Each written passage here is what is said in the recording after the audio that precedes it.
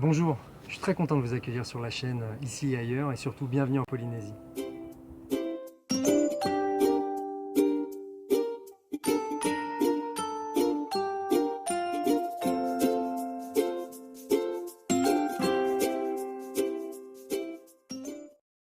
Vous êtes peut-être déjà venu en Polynésie en vacances ou pas, vous venez d'avoir l'accord de votre mutation, ou vous avez envie de vous installer, que vous ayez des enfants ou pas, que vous soyez jeune ou moins jeune, ou comme certaines personnes, vous avez envie de faire votre retraite ici, ou une partie de l'année en retraite ici.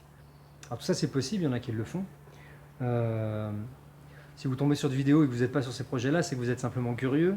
Vous êtes les bienvenus aussi. Vous êtes sur la bonne chaîne. Alors, je vous propose d'aborder ce sujet d'installation en Polynésie en 5 points sur une série de vidéos qui sont en ligne sur la chaîne YouTube. 5 points pour voir les points positifs d'une installation ici, voir comment les gens sont sympas, voir comment les paysages sont jolis, mais aussi peut-être l'envers du décor, surtout quand on veut s'installer ou quand on veut en faire une partie de sa vie. Pas toujours que des côtés positifs et c'est pas si simple que ça de mettre en place quelque chose. Ma démarche en tout cas moi, c'est de pouvoir vous aider à vous installer en vous faisant profiter de mon expérience professionnelle, vous dépeindre un tableau de la Polynésie qui soit fidèle à la réalité, qu'on ne soit pas dans le rêve et l'image de la carte postale uniquement, même si c'est un bon leitmotiv et que ça peut être une source de motivation. Et bien si vous êtes prêts, alors on y va. Suivez-moi.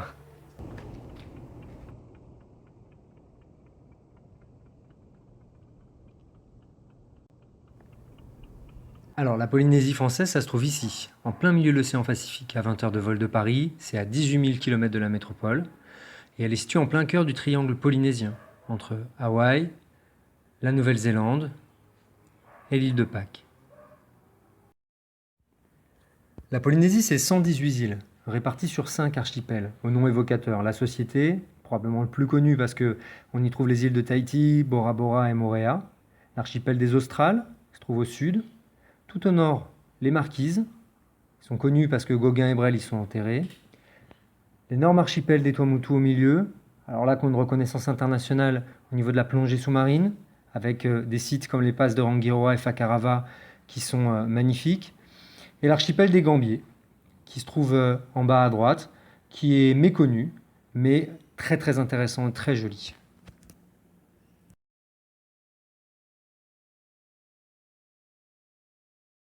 Le climat en Polynésie, bon, il est assez clément, il ne fait pas froid en Polynésie à proprement parler.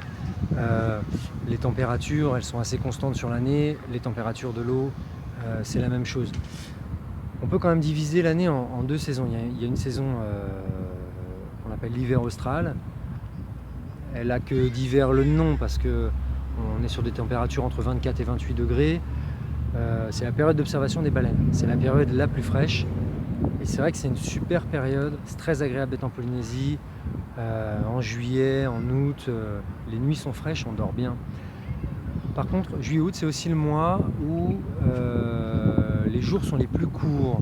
Alors le soleil se lève le matin relativement assez tôt ici, aux alentours de 5h30 ça se lève. Par contre, au mois de juillet, au mois d'août, il commence à faire nuit, à 6h moins le quart, voilà, à 18h, il fait nuit, vous voyez plus rien dehors. L'autre période de l'année, le jour se rallonge, les jours peuvent durer jusqu'à 19h, 19h30. C'est la saison des pluies.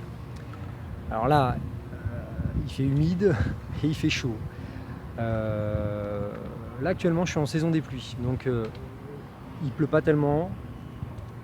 Donc les pluies elles sont pas en continu, elles sont espacées. Il peut y avoir une semaine de pluie où il peut tomber vraiment beaucoup de précipitations en peu de temps, ce qui peut amener aussi des glissements de terrain dans certaines parties, surtout sur la partie Pirée, Aroué, Mahina.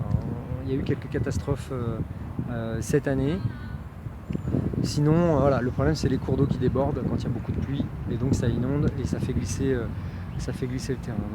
La période de novembre à mars, donc cette période chaude, humide, pour dormir elle est pénible. Si vous n'avez pas de clim, passer une nuit à 32 degrés, 30 degrés, le problème c'est qu'il fait 32 la journée, c'est déjà pénible, et il fait 32 la nuit, c'est encore plus pénible quand on voudrait vraiment avoir un petit peu de fraîcheur.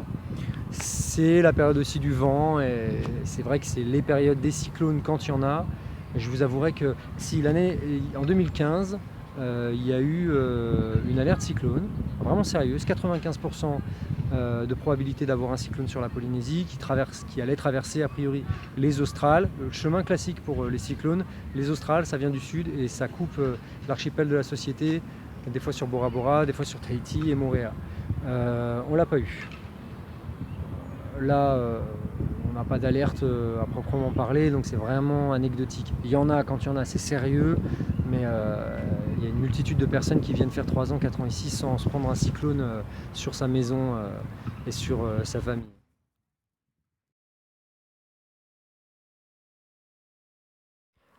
D'un point de vue démographique, la population globale de la Polynésie, c'est 274 000 habitants. 70% de la population se trouve sur Tahiti. Moorea, qui est l'île voisine, c'est la deuxième île la plus peuplée, avec 16 200 habitants. Et enfin, Raiatea, qui se trouve dans les îles sous le vent, pour une population de 13 000 habitants. Donc on voit que 88% de la population habite sur l'archipel de la Société. Cette vidéo était une introduction générale. Si ça vous donne envie d'en savoir plus, je vous invite quand même à vous abonner à ma chaîne YouTube. Comme ça, vous ne pourrez pas manquer les autres épisodes de cette série consacrée à la Polynésie. Et puis, bien sûr, n'oubliez pas avant de partir de mettre un petit like